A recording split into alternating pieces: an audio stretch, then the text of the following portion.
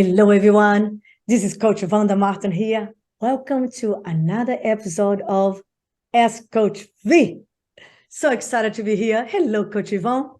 Hey, Coach V. Excited to be here. Today's going to be the first episode of the year, first episode of 2023, and it's going to be a good one, as always.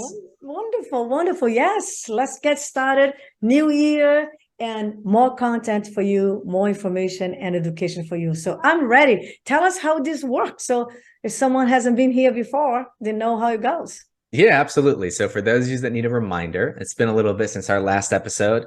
Ask Coach V is where we show up and I look for questions out there in the real estate world, whether it's online or I hear people talking about it.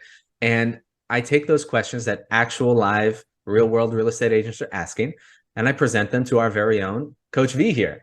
And so we get to hear someone who has so many years of experience as an agent in the trenches and now as a coach helping other agents, what she thinks about it and what we think about it. And we have a nice discussion about it. And we always end up sharing lots of value, sharing lots of gold. So Coach V, are you ready? Let's get right into it. We got some good questions. I'm ready. Hey, by the way, Coach, let's remind them to really subscribe to our channel if they haven't done, and ring the bell too, so they always know when we come here live as well. Yeah, absolutely. Like this video, subscribe, share it with someone you know can get some value out of it. So let's get to our first question.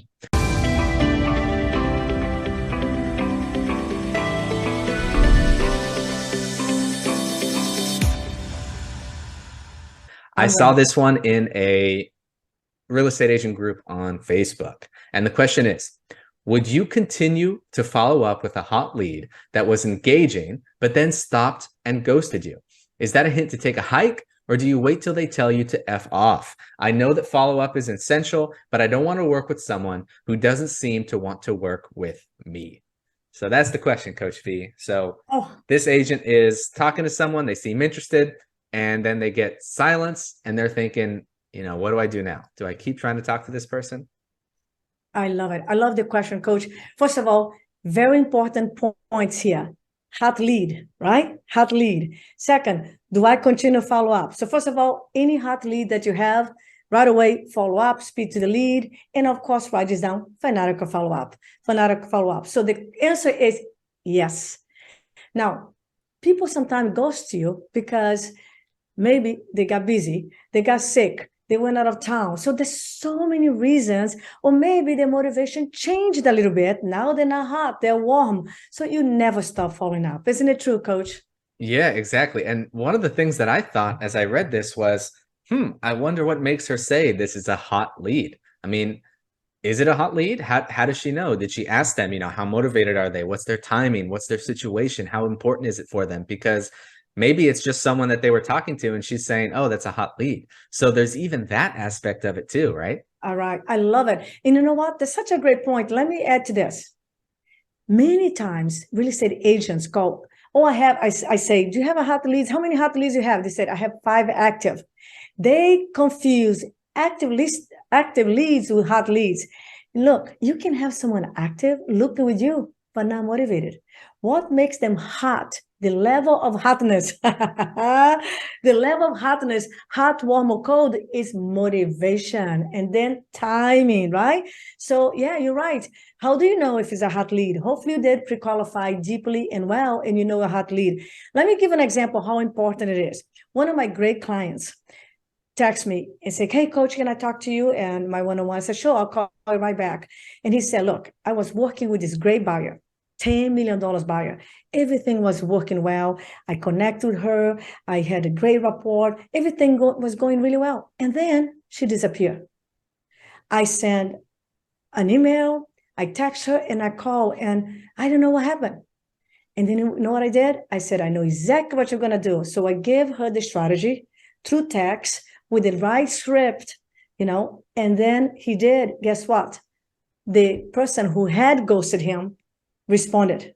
And you know what had happened? They were in Aspen, and the father fell and broke his neck, her father. So she was so, you see, you never know what's going on. Excuse me?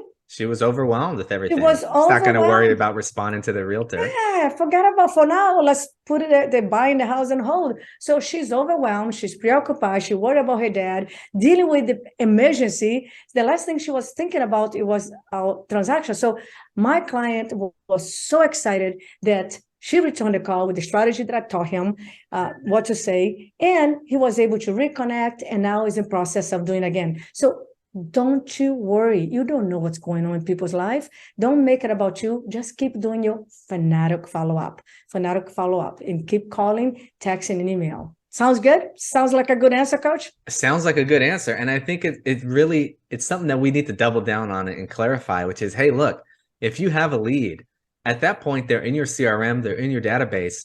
You have zero reason not to send them content, not to reach out to them, not to follow up with them, because it's just like you do with everyone else in your database. And you just keep doing that. And look, it's not about, hey, they're ignoring me and they're this and they're that. When they're ready, if and when they're ready, they'll reach out to you. I mean, Coach V, we have seen countless stories of people that have followed up with someone that maybe came from an online lead or something like that for a year, for a year and a half. And then they come back and say, hey, you know what? Now I'm thinking about this. And the thing is, take your ego out of it, because who even cares why they stopped answering you back then, right? Because we don't know what's going on in anyone's life. All you do is show up. Yes. Don't put your emotions. You see, the moment you put your emotion on the table, your focus, your being objective goes away, and now you are emotional and you lose power because you don't know what's going on, and your job is follow up. If they're ready now, the plans change, you just keep following up. Now, can I give a little bit of coaching here, Coach? Because this is such a great timing. Yesterday, I had a client on my one-on-one, and she's relatively new with me on my schedule. And she said, Coach, great question. I have 17 leads. They came from all direction. How do I know who is who? See, I love that. So for all of you listening right now, knowledge is power. Ignorance is not a bliss. Ignorance is a problem, and it's very expensive. So if you have leads right now, write them down, John Smith, Mary Jones, whatever it is, write them down, and then go right now, figure out who is hot, who is warm, who is cold. And you should know who is hot, warm, and cold based on motivation, on timing, and personality style too, because again, we know that make different decisions in different ways, depends on the thinking, depends on the personality style. So put in writing, and then because the way you follow up, the way you talk to these people differs. It's different, a hot one from a warm one from a cold one. Isn't it true, Coach? Yeah, absolutely. The hot lead that says, hey, I need to move next month because this is happening in my life and this is going on. They probably want you to call them multiple times a week with what's going on and what you're seeing, right? But the cold lead that says, hey, in 6 months, I'm going to consider moving, maybe, they don't need you to call them every week, right? So you don't want to turn anyone off. Well, this leads me to like a follow-up question, Coach, before we go on to the next question. For someone like this person who is asking, hey, should I stop following up? When is a time that you stop following up? Is there a time that you stop? Like once you get someone's contact information, once you have a lead, do you ever stop sending them anything? Do you have any situations like that? I love the question. So let's go back here. If you have an online lead, what we teach, and you know that, Coach, what we teach is go crazy on them the first 3 days, right? 7 call, text, and email the first 3 days, and then 1 time a day for up to 12 days. Now, you still haven't talked to them, you still haven't been able to set an appointment. They are already in your CIM, like you said. Now they're going to get your weekly email, and you're going to be nurture them. So now you can decide that you can put them in a bucket of old leads. You can even have a bucket of dead leads. And maybe once a quarter, even though they're getting all your emails, they're getting all your marketing, you still call those people because you never know. You can resuscitate somebody, but you never delete. And it's such a great question because the old style of coaching, I remember when I first started in real estate in officially full-time 1999, I had a coach that a little old style, I don't recommend this at all. He said, a lead has no value until you put a signature. Sure, that's true. If you follow up the lead for a while, throw them away. Don't do that. Yes, a lead has no value until you put them in a signature, that's for sure. And your lead is talking to everybody else. But don't throw away your leads. That's 1985. Yeah. You follow up those leads because you never know when they're going to become warm or hot or ready to buy. Isn't it true? Absolutely. And these days, with all the automation and technology, it doesn't take you any more work to send 5 emails versus 5,000 emails, right? So no reason to throw away a lead. I'll say this, short answer, you never stop follow up unless someone explicitly unsubscribes and says, hey, never talk to me, don't call me, I don't want to hear your voice, don't call me, right? Yes. Common sense. But otherwise, keep providing that value. Awesome. I love it. So again, is knowing how to follow up, is knowing what to say, how to approach those people, but never stop following up and keep providing value, and it will come around. All right. I think we killed that one. Let's go to the next question. This question is a little different. This one is interesting. I like it. I think that there's a lot of people that have either been through this or will go through this. So here's the question. I'll go ahead and read it completely. I saw this posted anonymously by an agent that is considering something. So how long do you wait to leave the brokerage that trained and taught you everything you know? There are a lot of great things about my broker that I like. However, I was made an offer from another broker that I literally cannot afford to turn down. I have a lot of support from my current broker, but the splits and the fees are killing me as a young and a new agent. The new broker is offering a better split, paid leads, both of which I'm getting killed on currently. Okay, so we have a fairly new agent. They obviously have some emotional and respect ties to their first brokerage. They got a nice offer and they're wondering, what do I do? How do I leave? When is it okay to leave? What do I do? So Coach V, what do you think about this situation? Oh, it's such a wonderful question, Coach. I'm so glad you brought it up. First of all, why do you need to leave? When do you need to leave? Look, let's go back here. Every time you move, you break momentum because it takes time to move to a different company. And at the end of the day, you are going to take you with you, right? So now, if you're not happy where you are, search around, see your options. And then if you really like I was going to say your coach, if you really like your broker, he is responsive, he's knowledgeable, he helps you, he encourages you, he gives you a lot, and you like the company, but you're not happy with the options in the office, go figure out what everybody's offering and go make an offer to your broker. Let me give an example. So when I start selling real estate, very quickly I start breaking record. First year I sold 32 homes full-time, 62 homes second year, 85, and then 115. So now in 4 years I was top agent in the city. Of course, what do you think happens? A lot of other brokers came after me. Now, I'm a businesswoman. I love my broker, my first one and ever, Jerry Abbott, great guy. But also I have a business to run. I have a company to run. I have kids. So what did I do? I went to talk to them. I had breakfast with the owner of one of the biggest company in town. He made me an offer. Sounds like this situation, right, Coach Ivon? So you know what I did? I put the offer together, said, thank you very much. And I went back to Jerry and I had this conversation. I said, Jerry, I like you a lot. You're like a father for me. And I'm very grateful for everything. He said, yes. And I appreciate you. And then transition, right? Because this is a negotiation now. And I said, now, never say but. You don't want to deny what you just said. Now, at the end of the day, I'm a businesswoman and also running a company, my own personal company, and I have kids. So I got to do what's the best for me, right? So I just want to let you know, Jerry, this is not personal. It's business. This is what happened. I received an offer from so-and-so from ABC company. He offered me this. And then I gave him in writing the offer. This for marketing, this for assistant, how many offices, this for this split, blah, blah, blah. I said, Jerry, can you match this or make it better? So instead of coming, I'm going to leave if you don't raise my, instead of being a threatening situation, instead of being combative and being hostile, like actually one of my colleague, one of my colleagues, did the same thing. But instead of coming like me from a place of contribution and care, she just said, this is what I got. If you don't give it to me, I'm going to leave. He said, leave. You see, because people with this attitude, who wants it, right? So anyways, guess what Jerry did? Everything I received, he made it better. I got 2 more offices. He gave money for marketing. So my point is, before you go looking for another, pasture, make sure you get the best what you get in your company because, there's a possibility that he will match or even make it better. Now, if by any chance you can get better, it's okay to move, and it's okay. We teach this, and we had several agents in our group, right, Coach, that moved last year. Remember that? Oh yeah, it's normal. So what I hear you saying, Coach V, is look, you have a known quantity, right? Which is where you are. You like the people you work with, this agent. You like the support you get. You like the people.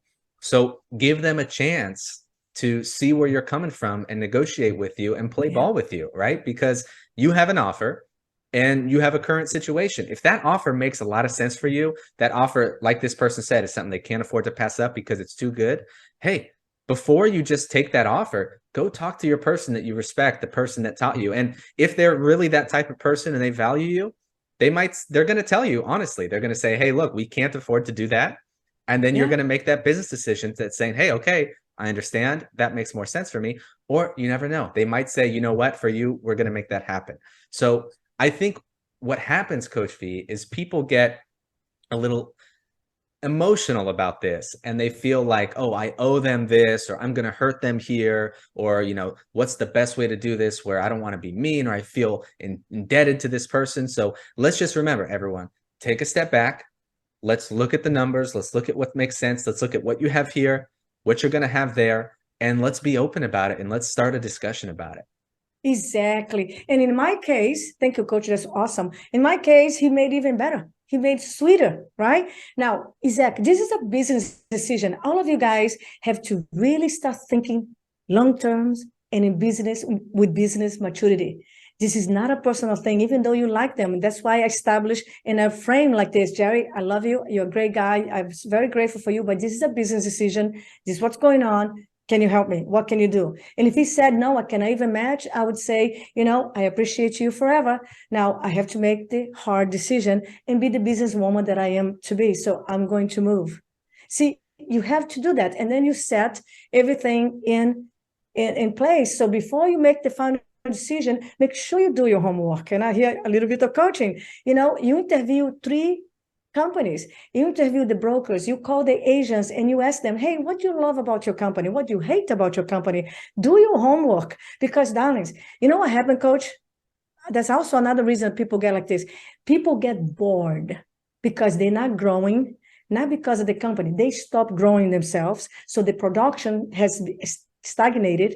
They got a plateau. They're not improving. They don't know the next step. They don't have the highest strategy, the upgraded skills. So they think, oh, I'm not growing because it's the company or my market. So they think that by changing companies, that's another situation. By changing companies, the production is going to go up.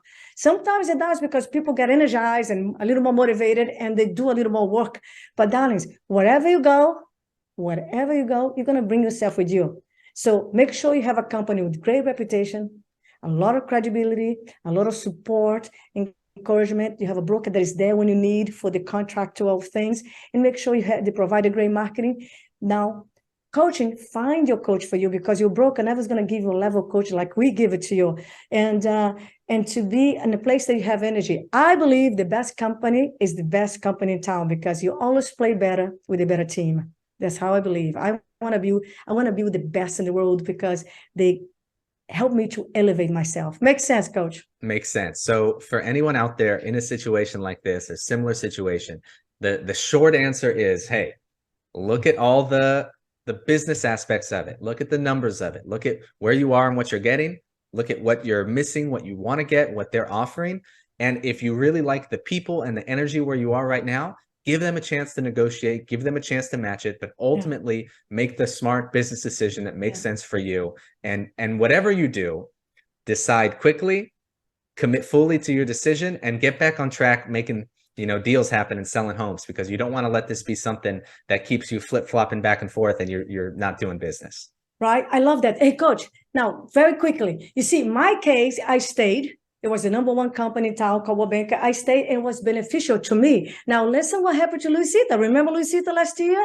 Luisita is one of our clients, and during our one-on-one session, I went over where she was, and she was stagnated. At the time, she was only 7 months in the business. And I went over everything that her company was offering her. So even though she loved her broker, even though she had a great relationship with the broker, but she didn't have a good team. There was no open house for her to do. So everything that was around her, it was a reason for her to actually to leave. She didn't have the support, the marketing, anything. So I helped her to recruit a new company, to interview a new company. And guess what? You know what happened? She went to Century 21. And she actually joined a team because she was only 7 months in the business. And I helped her with the whole process. And I believe, I don't know if it was October or September last year, 2022, she had 5 in escrow after she moved. And she was so happy. I pushed her. Now, did she resist? Yeah, she resists a little bit because it's always hard to leave something that's comfortable, right? She's like, are you sure, coach? You think it's a good decision? I said, trust me, I know this shit inside out. I helped her, and today she's so happy and she's growing immensely. So, depends where you are and what you have, but do your homework, go negotiate, be smart, be strategic, and keep emotions out of the table. All right. Absolutely. So, you know what, Coach V? I think that's just about all the time we have today. I hope you guys enjoyed this. If you did, make sure you subscribe. Make sure you like this video.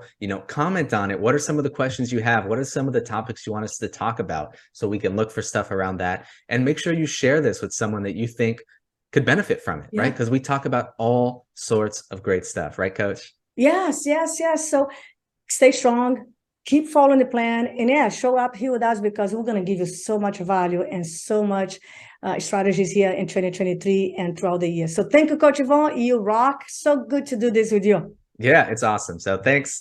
Bye, everyone. We'll see you on the next one. Thank you, everyone. See you next. Bye.